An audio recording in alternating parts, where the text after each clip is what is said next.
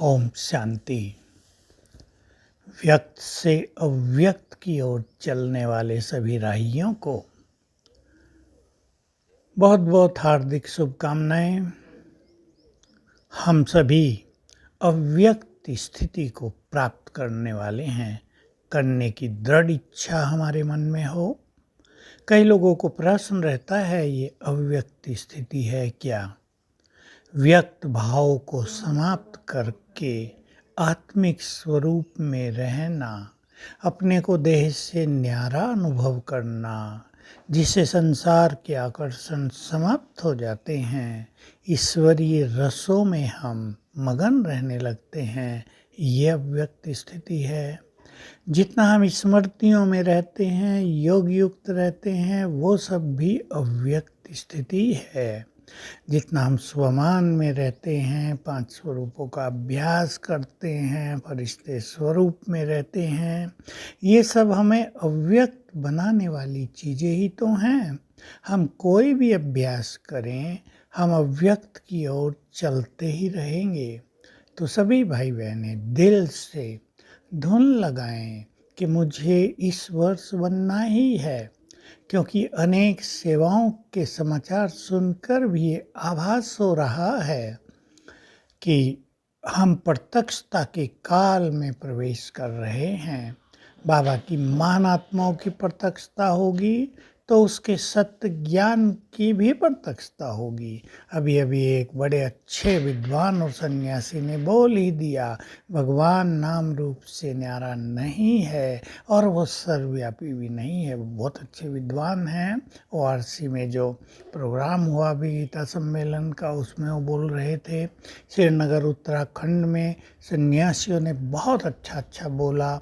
लोग समीप आ रहे हैं, अब ज्ञान को समझ रहे हैं। भगवान को जानने से पहले वो ज्ञान को जानेंगे।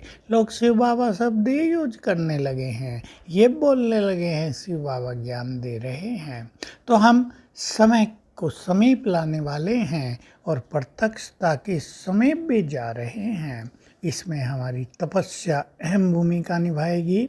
जितने हम अव्यक्त बनेंगे, तपस्वी बनेंगे, इन सभी आत्माओं को बाबा के ज्ञान की प्रेरणा आती रहेगी, सत्य को स्वीकार करते रहेंगे और साक्षात्कार का पाठ भी प्रारंभ हो जाएगा। तो हम सब इसके निमित्त बने। मान लो आपसे भाषण करना नहीं भी आता, कोई बात नहीं। आपका संबंध बड़े बड़े लोगों से है नहीं, कोई बात नहीं। लेकिन आपकी योग तपस्या के सुंदर वाइब्रेशंस दूसरों में जागृति लाएंगे। जो देवकुल की आत्माएं हैं, जो कल पहले बाबा से जुड़े थे, चाहे वो महात्मा हों, संत हों, महामंडलेश्वर हों, विद्वतगण हों और धर्मों के लीडर्स हों, कल पहले अनेक आत्माएं बाबा से जुड़ी हैं। सब धर्म पिताएं भी यहीं से ज्ञान लेकर गए थे। भगवान से ही तो सबने ज्ञान की अंजलि ली थी।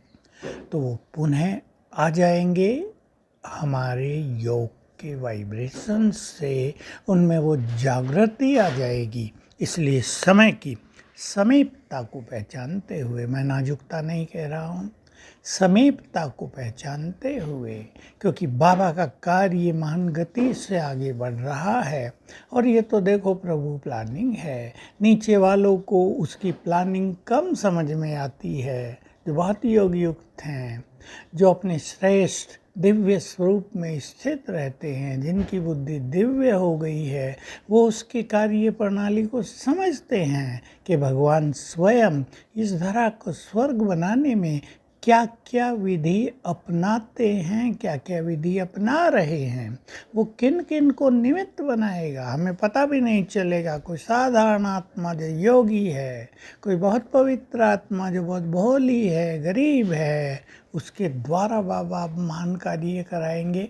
इसलिए हम समय को पहचानते हुए अपनी स्थिति को महान बनाएं। समय तेजी से समीप आ रहा है और हमारे महान कर्तव्य हमारा आह्वान कर रहे हैं, हमारा इंतजार कर रहे हैं। आप सब जानते हैं, योगी आत्माएं, बहुत पवित्र आत्माएं, महान आत्माएं ही अब संसार का कल्याण करेंगी। इसलिए इस महान कार्य में तत्पर हो जाएं तो अपना भी भला और बाबा का नाम भी रोशन होगा, अनेक आत्माओं का भी भला होगा। ओम शांति।